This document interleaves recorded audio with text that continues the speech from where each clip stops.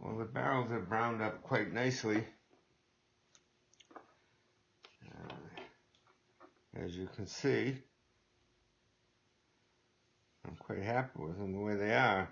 I was going to rub them back, but I talked with the owner of this rifle last night, or yesterday, and he said use my own judgment on them. So I'm going to put them together this way, send him a picture, and if he wants them rubbed back, then I'll rub them back.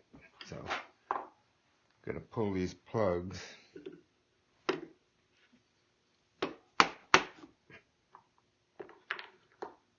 And I always get some oil right into them before I do anything. Make sure that they didn't leak.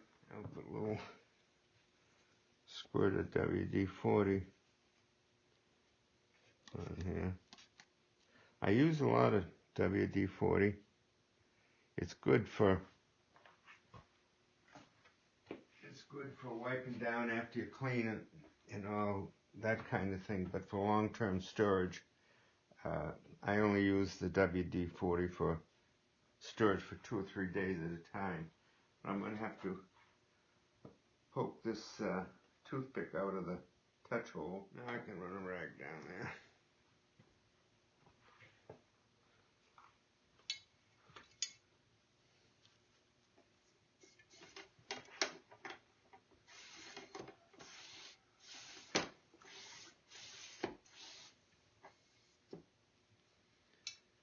Alright, that's good. I don't see any signs of any dirty water getting in there.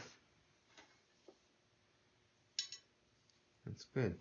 Now I've washed this down with soap and water. So now I'm just going to give it a little light WD-40.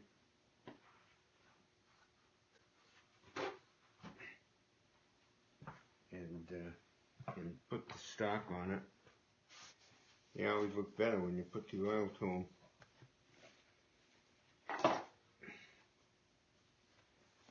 And this one certainly does.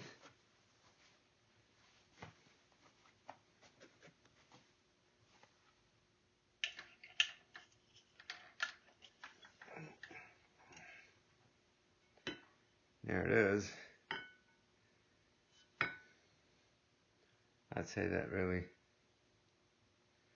looks quite nice. So I'll put that on the gun stock. I'm going to clean these swivel parts. Left them browning overnight, and I've rubbed them down once already. So this should be the final time. But it seems as though I never really do the same application twice when I'm browning. I don't know whether it's because of the power of the browning solution, or it's the metal itself, or the humidity that's in the air. But so there's always a judgment call when you're doing this, when you figure enough is enough. I don't mind over browning them, because you can always rub them back. As long as you don't brown it so much it starts to scale. I don't like to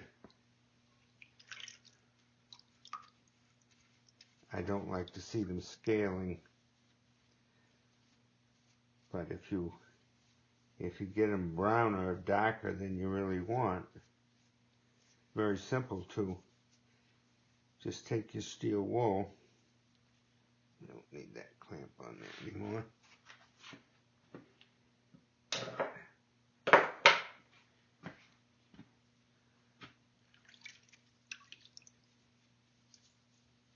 You can just take your steel wool and rub it back, and it doesn't hurt it a bit. In fact, as I I said before, every time you rub it with your steel wool, it make it smoother. But I'm leaving the barrels a little browner than I had intended to because they come out so damn good. They have a nice bronzy tone to it. Once I get the rifle together, I'll take another look at it and see. If I change my mind, I'll just pull the barrels off and give them a good rubbing. The original intent was to give them that antique look, but we'll see how it looks.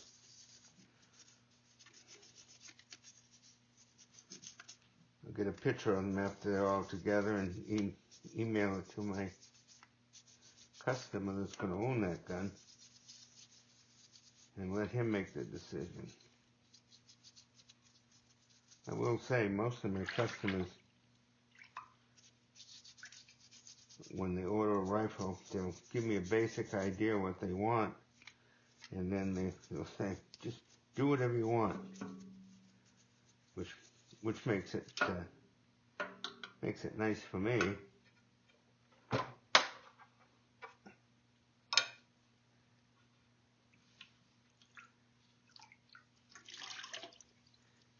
Because sometimes when I'm actually doing the work on the gun, I change my mind for one reason or another. Sometimes it's because of the wood, or in this case it was because the browning took differently than I had anticipated. So if I have that leeway and I get to something that really looks good, I can make believe I was a genius and made it happen. And then the tang is the last thing we're going to do.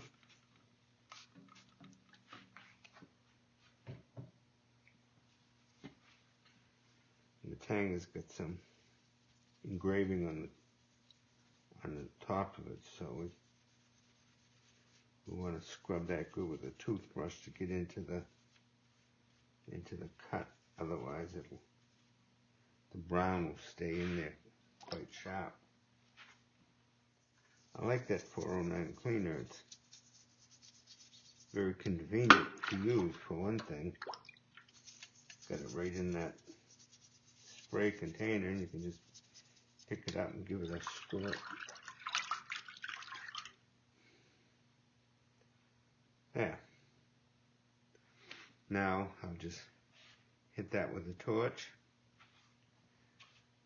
I'll dry it with a paper towel first, and then put it over the torch and oil it up good. Just wipe that down. You can see there's no rust coming off that, and that's what you want to see. You've stopped the rust. And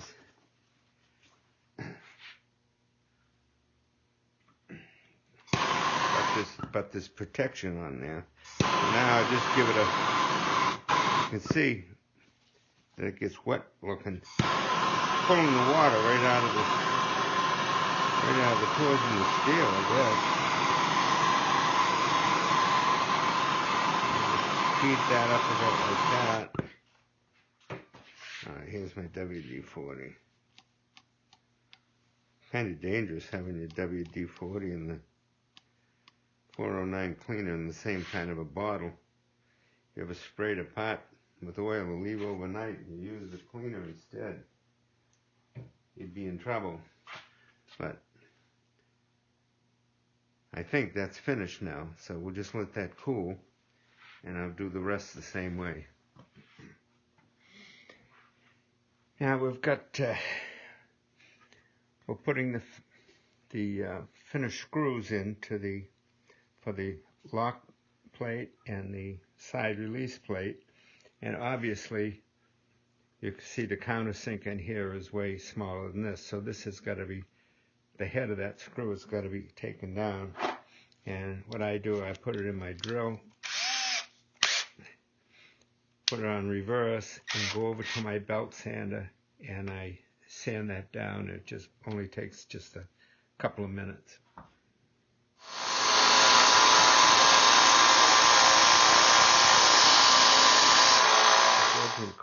that looks pretty good.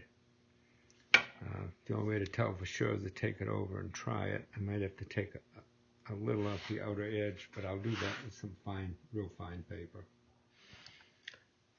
All right, there it is in tight. Little dome on it. Now I'm just going to take it back out and brown the end of it and the opposite side. The end that comes out there. I'm going to brown these screws on the side here. This one's got to be replaced with the dome screw. Brown those, and that's done. Then we'll put the triggers in for good. All right, I'm going to show you the proper way to put your buttstock onto the barrels. You've got a threaded rod here, which is a 1032 thread, and that goes through the center of your rear swivel plate. You put that on, and then it will come out. In here, you can see it stick through into that hole. Now, what I do is I take a pair of tweezers, and you've got this brass washer, and I take that and I just put it over the end of that 1032 screw. I put this nylon washer on over that,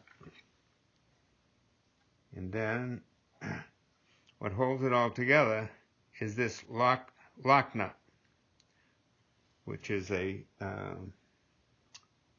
7/16 nut, and you can just put that down in there and push it forward, and it will butt up against that threaded rod. Then I've taken this little 7/16 open end wrench, and I've ground off the edges on it so it'll fit down in this hole. Just put it on the nut, push a little forward on your gun stock, and you can wind these barrels right on. And you wind this right up until it's as tight as you want it to be. Some people like these very, very tight. Others like them loose.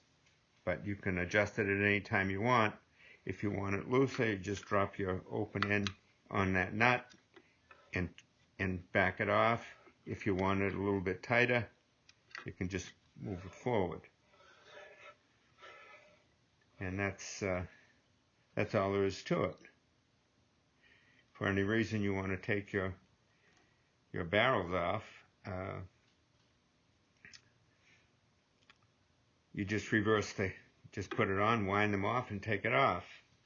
Now, if you ever want to pull your plugs, you pull your stock off,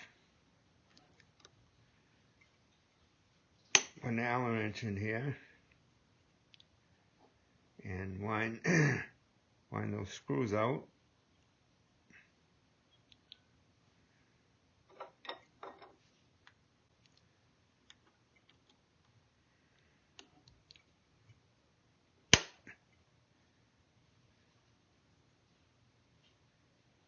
Like that.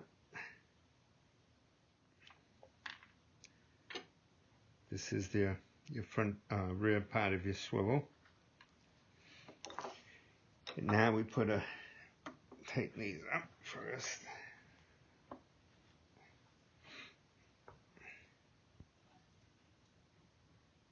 Now we put the 7/16 wrench on there. Give it a little tap. Loosen it.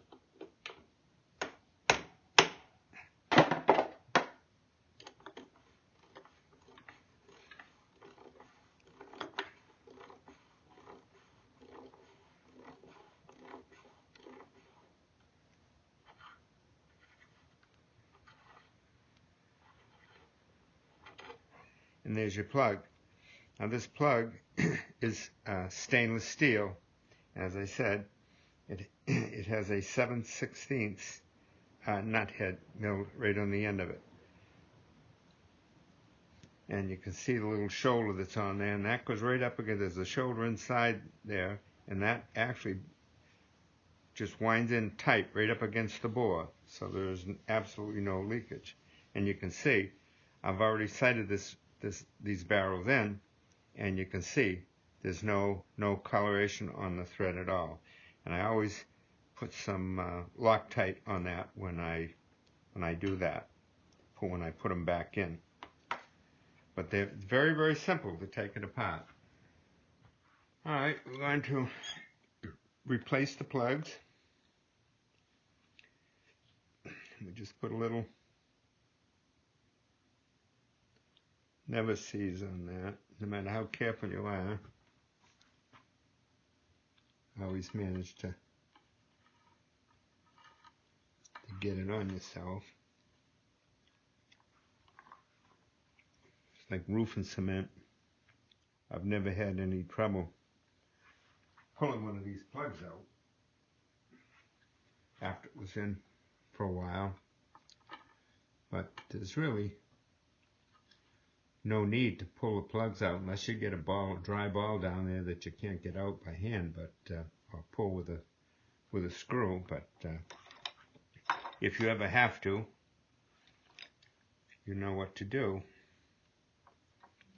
I don't recommend putting a touch hole liner in. The barrels, these are very thin wall barrels. Green Mountain makes them special just for me. And the wall thickness at the breech end is 150 thousandths. And that touch hole that's in there is a number 51 drill. Alright, that never seizes on there. Just bring it in until it's tight with your hand till the bottom's out. That's all it takes to seat them in good right against that flange that's in there, so there's no point in beating the daylights out of it. That is absolutely airtight.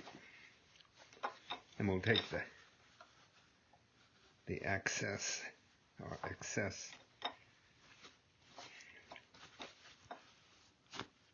never sees off there, because we know that's going to be all over me. First thing I'm going to do is go and clean my hands again. That's it. Now, it's not important to get these plugs back into the same barrels, but I like to put them in where they came out of. And if you look on the side of you can make a mark on inside your barrels, which is your loading stick side, where your loading stick goes in, and use that to. I've marked on the other side. There's an L on there, so I know which side is which. But I like to put them back in with the same side they come out. Now I would just put the rear half of and it's the same thing with these screws. I'm going to put a little never sees on them too, just for a little added precaution.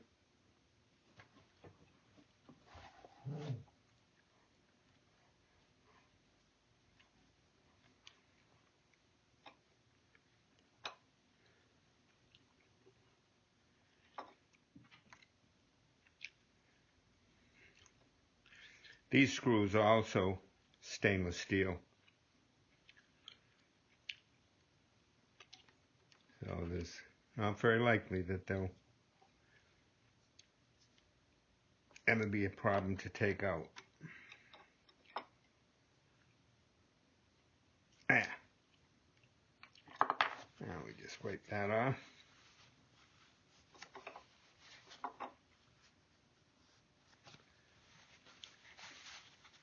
And that's it. Now we can put the stock together. Alright, we're going to clean up the frizzen plates and the frizzen spring. And once you take the spring off the plate, I would put the screw right back in. That protects the threads that are in there. And these screws that are fit, they're ground off flush with the plate. So I wouldn't, I'd make sure that the same frizzen spring goes on back onto the frizzen plate that it came off of. And the same is with the frizzen itself. You can see how tight that fits. And these are the waterproof pans, so there's a little flange there, and it drops right down inside, and that makes a really tight fit. But every one of these are fit individually to the plate itself. And if you don't get the right one back, and the way they fit them is they put the plate in, they put the frizzen in first, fit it down into where it fits, and then they go in and drill a hole through it. So don't shuffle these up. Keep all these screws together, and then you won't run into any problems. It'd be a horror show to get. Of course, if you only have two, you can figure it out. I've got dozens of them, so it would take me a week, or maybe never, to get them all put back where they should be. But anyway, we're going to clean these now, and so we can brown them up. We're getting very close to getting this finished.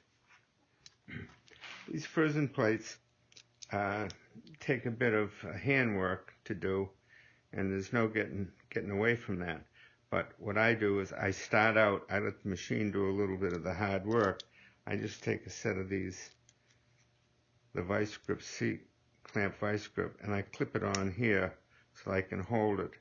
And I work it on the wire wheel, and it gets a lot of these little cracks and crevices, and it's a good starting point with the hand paper, but I'll show you how that works.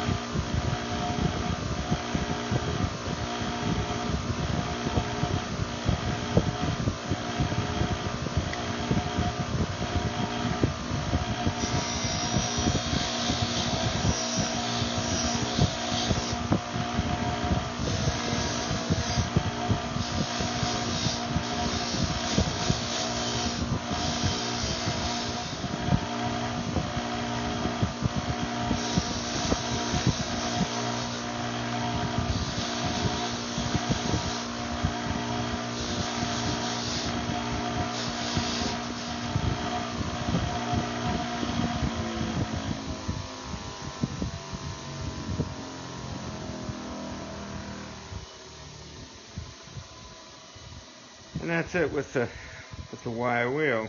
Now the frizzens themselves are hardened, and it takes quite a bit of stoning if you want to get these absolutely clean. But it's just a matter of handwork. This wheel just takes off a lot of the crusty surface from the castings, and you can see the plate itself. It does a little bit of smoothing, but up in the crevices here and in around the pan, it gives you a good place to start. Now we can go to work with the emery paper and really make it nice and smooth. The frizzen spring itself, I just run that on the wheel just very quickly, and I don't try browning that or anything. Whatever the color that's on there, it looks very good with the plate, so I don't bother to brown the spring at all. One other thing I want to point out, you see this wire brush here? It's a very sparse set of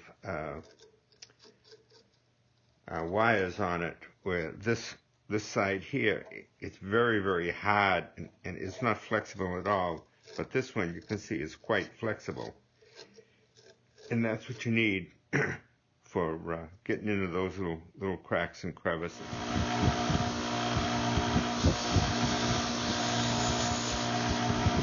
It just requires on this spring, you just have to barely touch it on the wheel. It cleans it off quite nicely. You probably should have the gloves on when you're doing that, but you just barely touch the edge of that wheel. But the really important thing is a set of safety glasses in case some of this wire or takes a chip of metal off the whatever it is you're grinding. But this is very, very important because those little wires do come out of there once in a while, and if they hit you in the eye, it would be a terrible thing. All right, now we're going to do the handwork on the frizzen and the frizzen plate.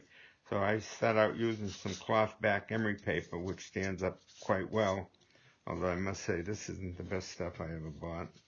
And then I switch over to some 220 wet or dry paper, and you can use this either wet or dry.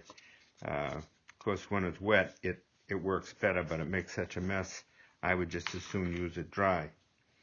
The other little trick here that, if you want to call it a trick, I milled out the top of the jaws on my vise so that there's a little step down in there, and it works very good for if you have small inlays and all. You can and they lay on that step, and then you can hold them. And the step isn't down there very deep, so that it holds your piece high enough, I can get it in, that you can work on it. So now we got it where we can get down in here and get a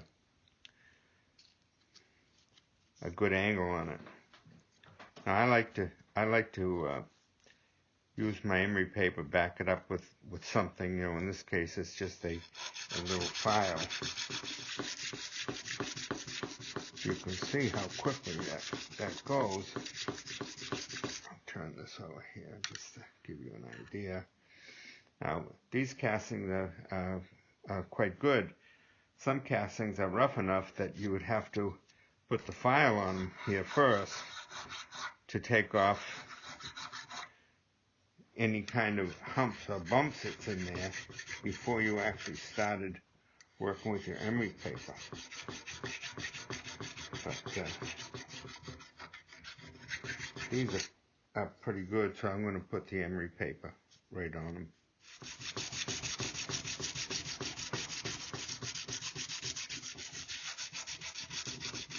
This takes a little time, but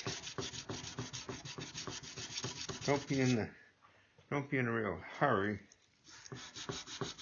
This is part of the enjoyment of building a rifle. Just when you get done, you'll have something that really looks nice and you can be proud of.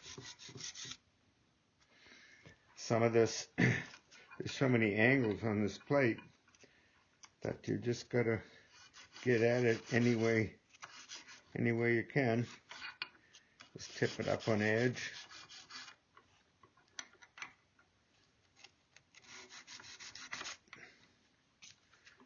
This we can actually hold on to, yeah.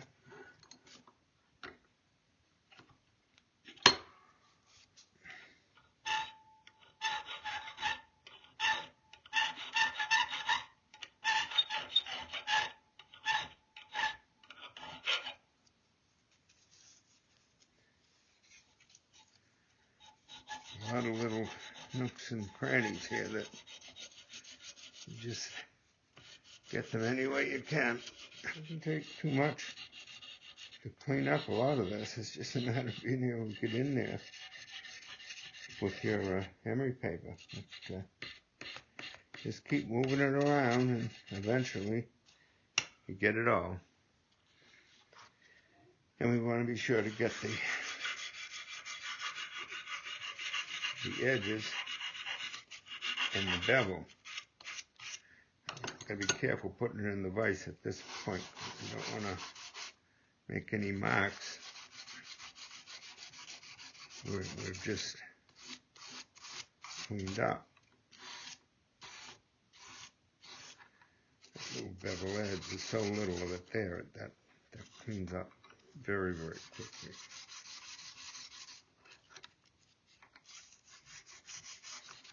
You don't want to put the file on that and just file away on it, because that is already fit into the stock, so you wouldn't want to make that any smaller than it is.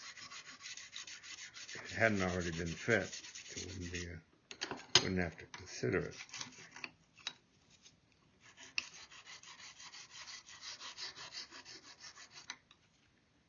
There, it's looking pretty good. The insides are usually pretty good.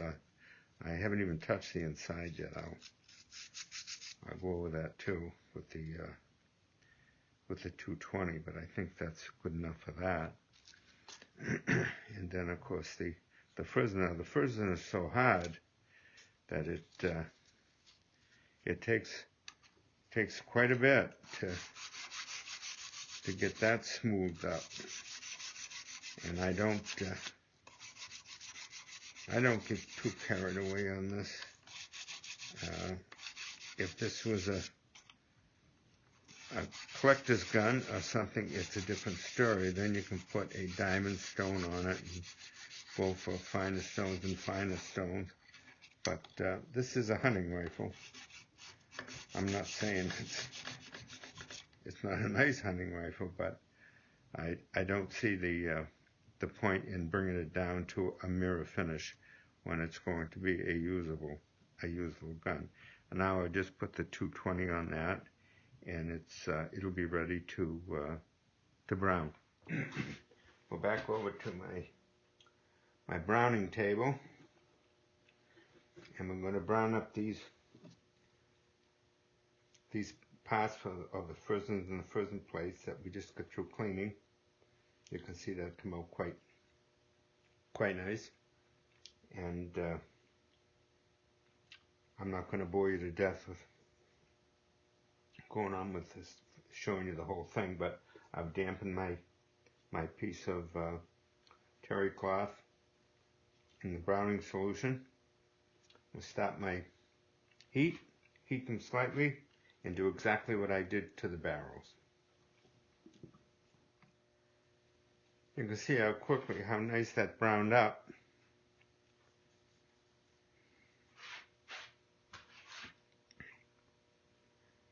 When you get them good and clean and buffed up good, it doesn't take much to get them brown. Now I'll brown all these pieces. I'm going to let them set for about 2 hours, that's all. And then I'll come back and I'll wash them down with soap and water and 4/0 steel wool, and then do the same thing one more time to them, give them another couple of hours, and then I'll wash them down and rub them down, oil them up, and we're done.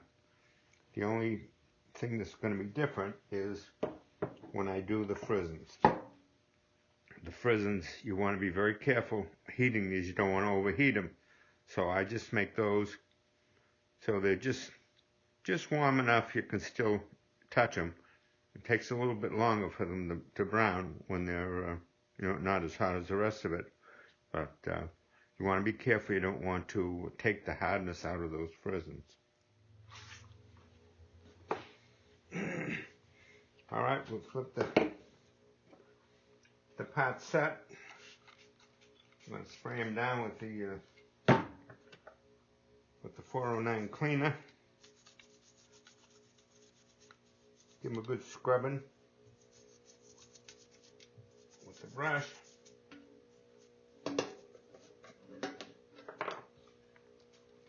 Just that same as we did with the barrels.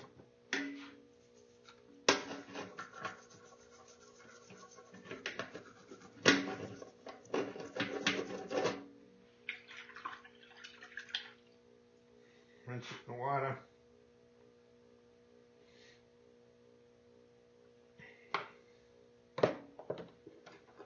Do the same with the frizzen.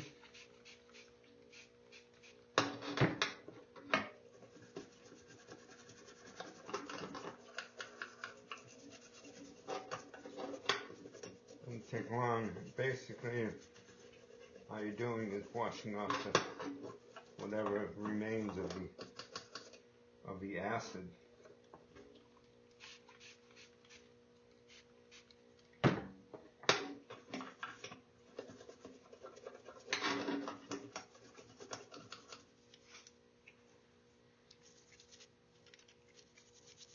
That's all.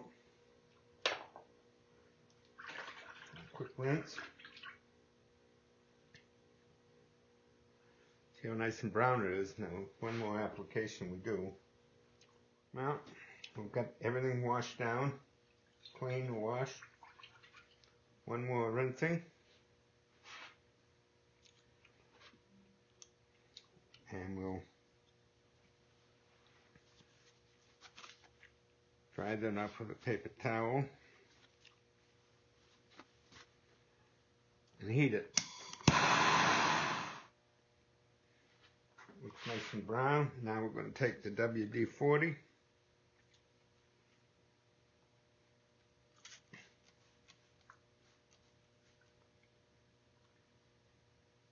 With a spray. Here we are. That's the trigger plate.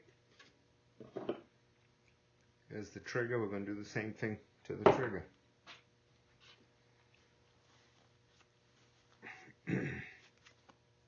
You can see there's no rust coming off that now, so you know it's embedded right into that steel.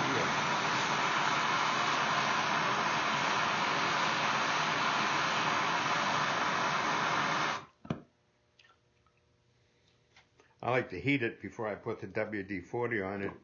Makes it sure it's good and dry, and I don't know whether it opens the pores on the steel or whatever, but there's the trigger. Trigger plate. And now I'll just do it to the rest of it.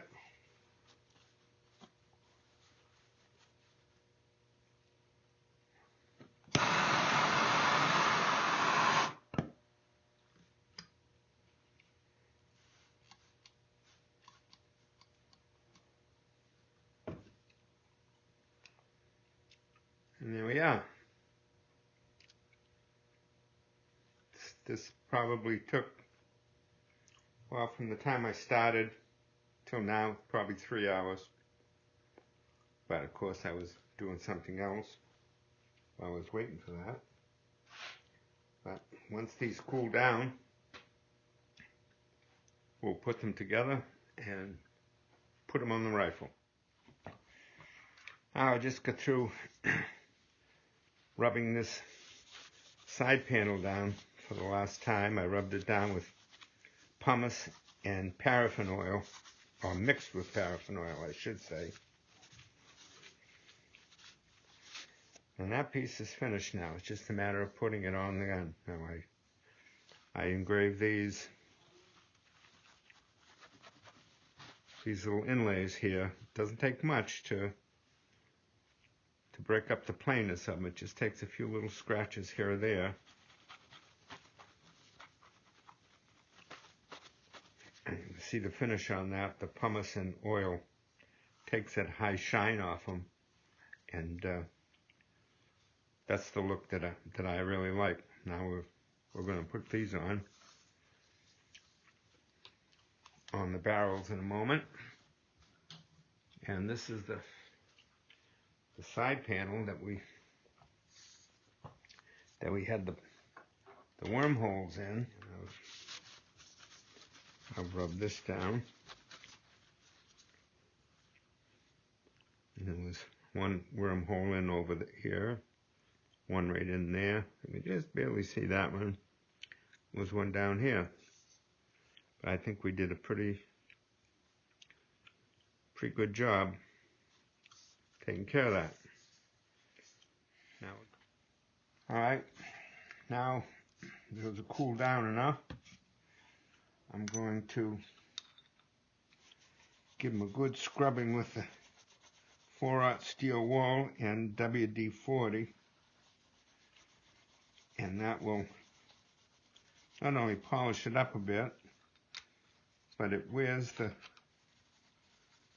browning off the high corners which would normally get the wear just from everyday use, and that's what gives it the antique look. Doesn't take a lot, but I like this finish because it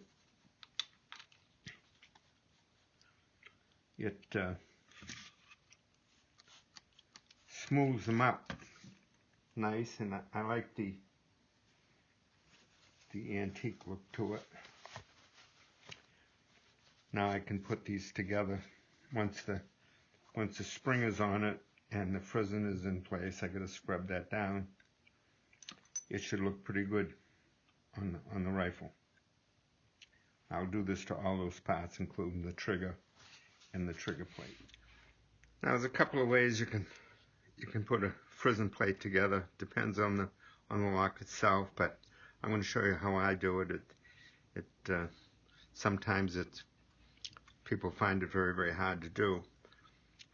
Your choice is you can put the frizzen on first and then have to compress the spring to get it in there, but I find that lining up that little hole in the back and trying to compress that spring is a little tough. So I like to put the frizzen on first.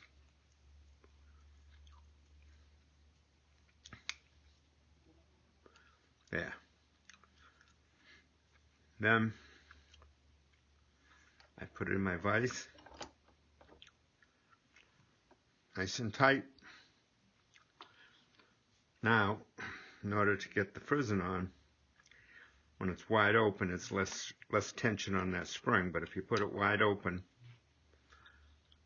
put the screw through from this side here. Get a little better grip on it from here. Some tension on that spring. Once it starts in, usually slides in there pretty good.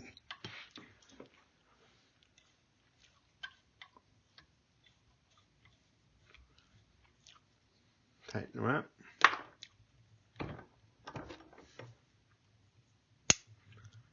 And there we have it. All ready to go in the gun.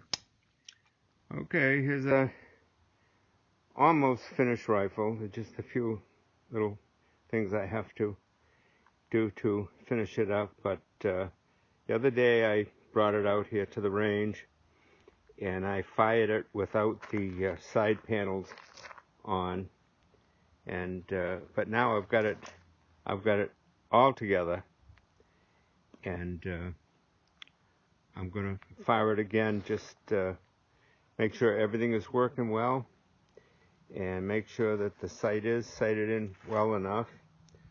My eyes aren't as good as they used to be, but anyway, we're going to give it a try today. There's a shot of the other side.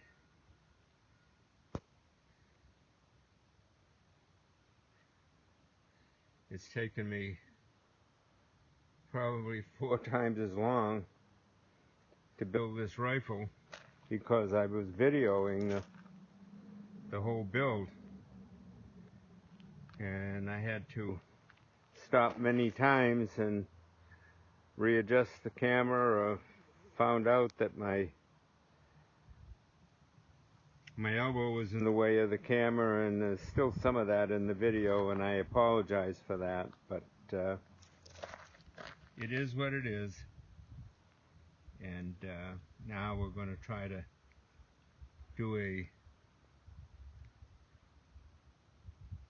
a little shooting and record the whole thing. So let's get at it.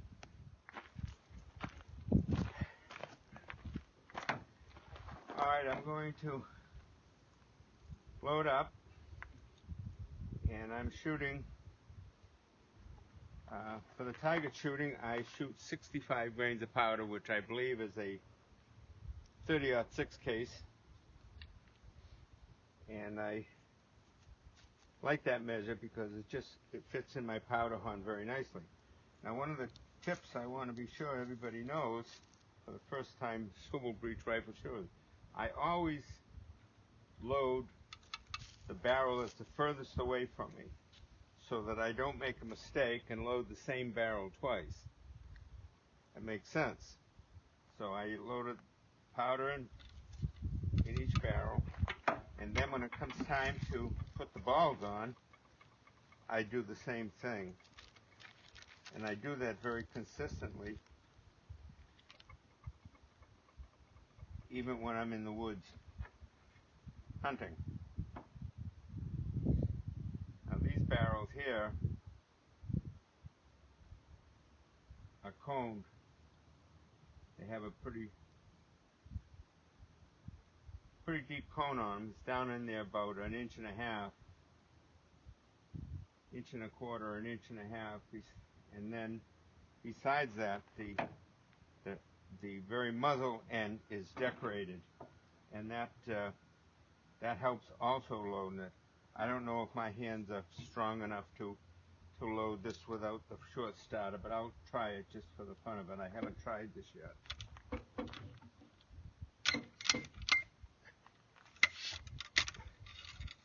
Get that one down.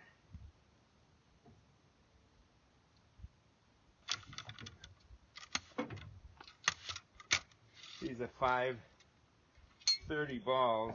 I like those 530s better than the 535s because they load easier, and I don't see any reason to beat the daylights out of the ball to get it down. So the 535s might shoot better as a group and all, but again, this is a hunting rifle.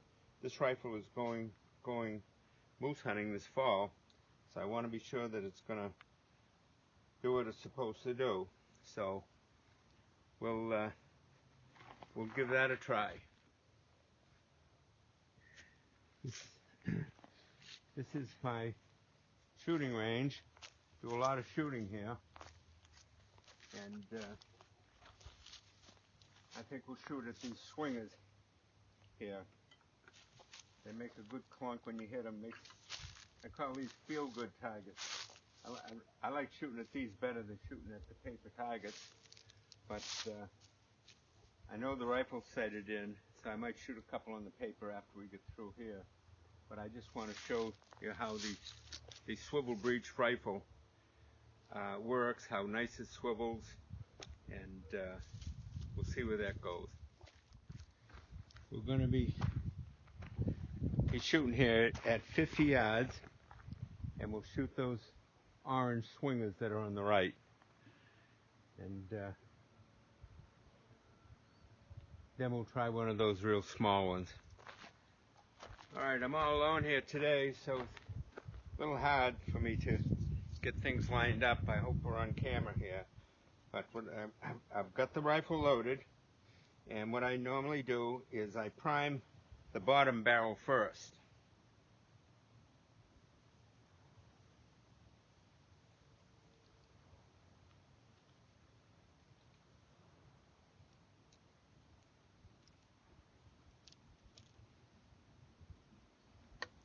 Close it up, turn it over, put on half cock,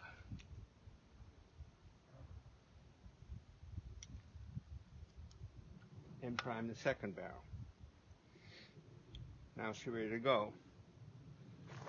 Now I'm going to shoot offhand, but I can't shoot standing up because of my vertigo, so I have to touch the edge of the bench to steady me down. But you get the idea.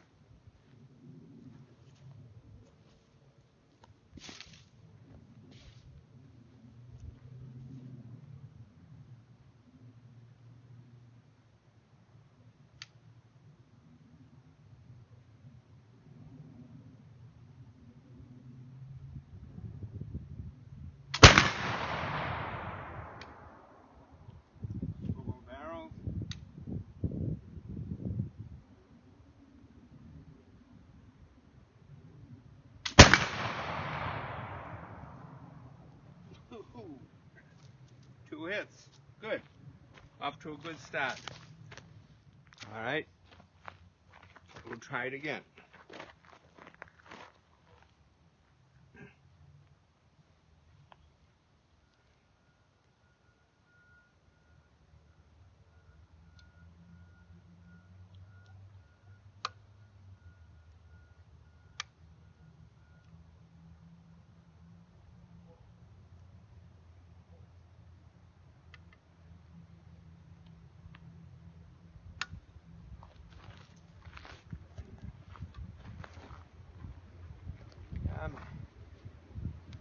Maybe I'll get brave this time and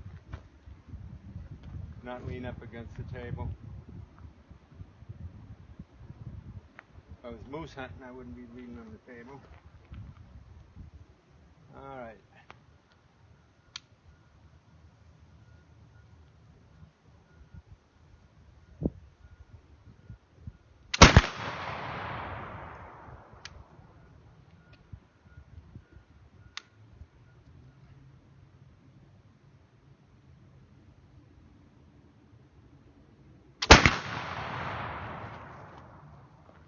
Two hits. I'm proud of that. I'm going to touch against the table this time.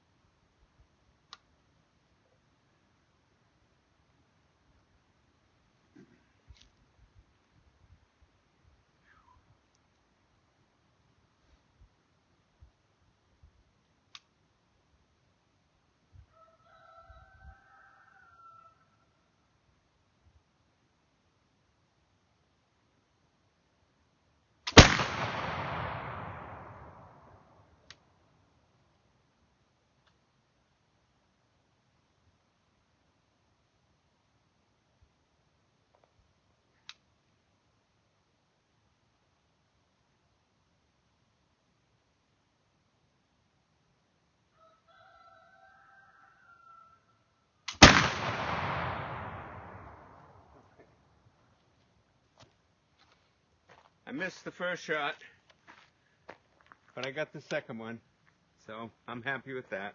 I think I'm going to take a few shots at the paper now and see what I can get for the group. It's not the best light on the target right now, but we'll see how it looks. One other thing, also, I've been shooting this rifle alternating barrels, which I did when I sighted it in, and the only difference between the two barrels is one barrel has my signature on it. I always sign my rifles, and it says D Price on it, and I refer to that as my signature barrel. And I like to sight my rifles in so that both sights are exactly the same, so I don't have to worry about that. But some people like to sight one in at 50 yards and another barrel in for 100, or one at 100 and one at 150, whatever. Depends on what you're shooting at. But this person that's going to own this rifle said he would like to have it sighted in at 100 yards, so I've sighted it in about 2 inches high at 50 yards. But what I wanted to show here was how easy this loads with the cone barrels, and after we shoot a few shots, I'll go out and I'll pick up the patches and show you how good the patches load. Now I'm starting that, and you can see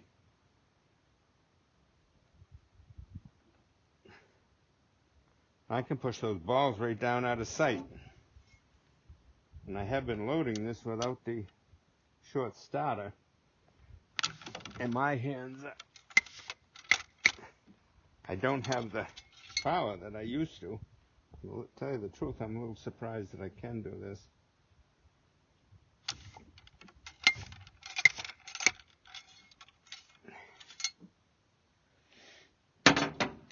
There we are. Now, I think we'll try shooting at some paper this time. Alright, I'm going to shoot off the bench because I'm shooting for accuracy now to see what the gun itself will do. And I want you to keep your eye on the cock and see how fast this fires.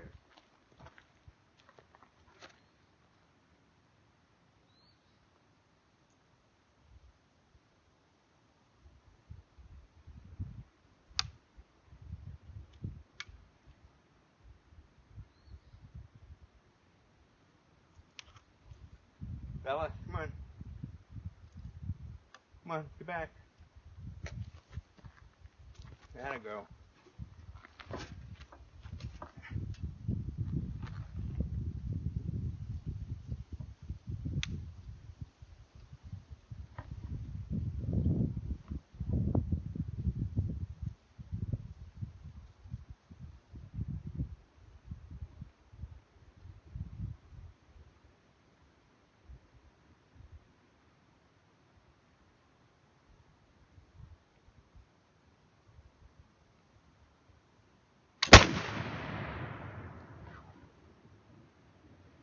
I'm not thrilled with these sights.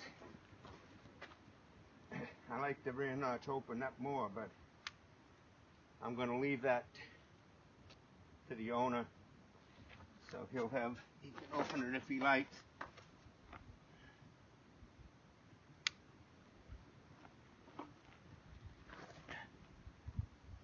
I'll fire same target.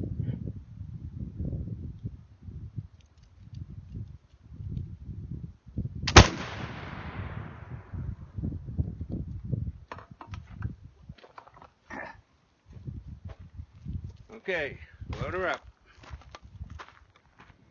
Alright, we're down at the impact area of my shooting range. These are the swingers that I started shooting at. This is the one here I was shooting at. You can see both those holes are a little bit high. The gun is shooting a little bit high. And the other target I fired at was this one here. These little ones, and I hit one and I missed one. When you hit these, they swing around. Whoops. Get the camera on it. When you hit them, they swing around like that. So I just hit the bottom one, but it's alright, I feel good about that. Now here's my paper that I shot at.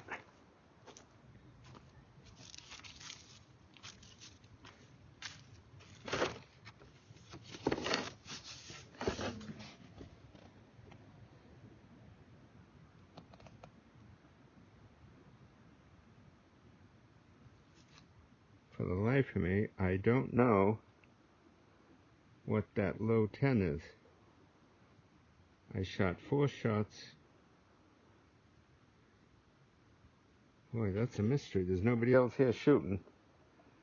I fired 4 shots, 2 out of each barrel. And then the last 2 shots I fired, I was afraid they would go through the same hole and not be able to hit them. So I fired on the other bull.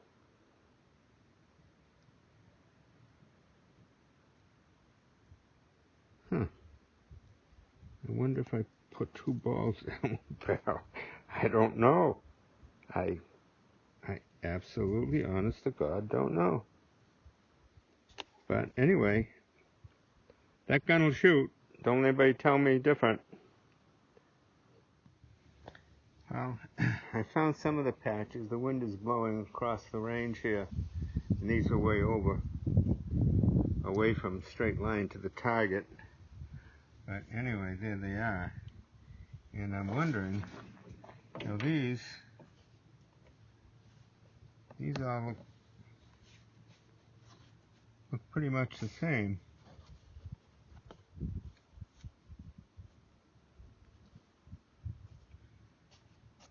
But this one here, how black it is. I think I loaded one barrel twice, and I think I know how I did it.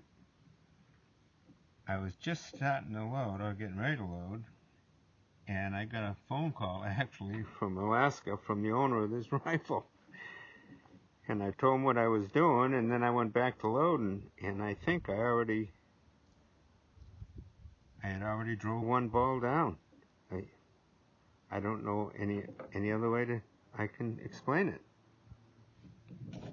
But this target,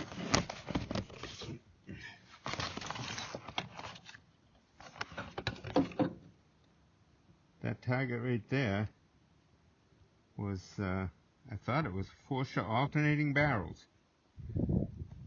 And then this target over here, I shot it over there because I was afraid it would go through the same hole and I wouldn't be able to, nobody would believe me there was 6 there. But that's it. That's the best I can do. But that makes my day.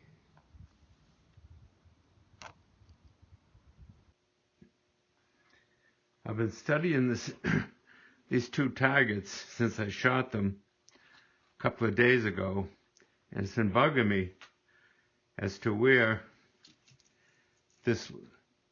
that low hole came from, because there was nobody else shooting at the range. If I was at a different range that other people shoot, I'd say somebody fired at my target. But I was under the impression that I fired 4 shots at this target,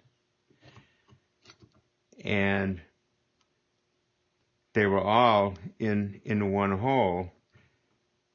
But what I think I actually did here is I fired 6 shots at this target. I loaded both barrels 3 times. And I think there's 5 holes there, and that was just a bad shot on my part. And then when I saw the big hole over there, I figured that if I fired 2 more, they could go through that big hole and I wouldn't know where the balls went. So I fired on the other target. And you can see that that hole right there would have been right in that hole, and I never found that one either. So I think that's what it is. I fired 6 times at both barrels 3 times, and twice at this target. And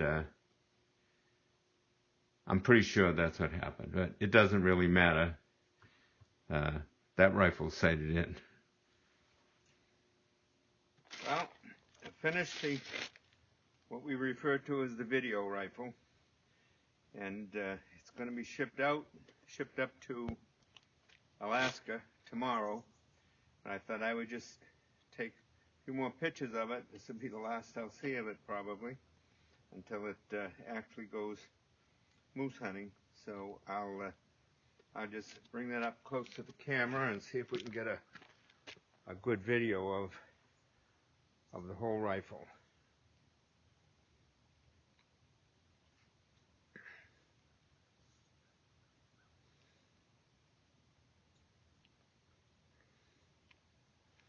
And we'll swap it around, get a good video of the other side.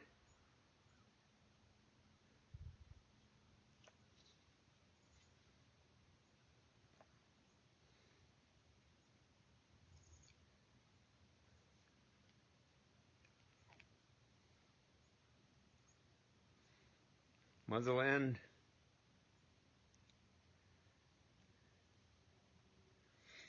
I always feel like I'm sending one of my kids off to college when I send off one of these rifles in the mail.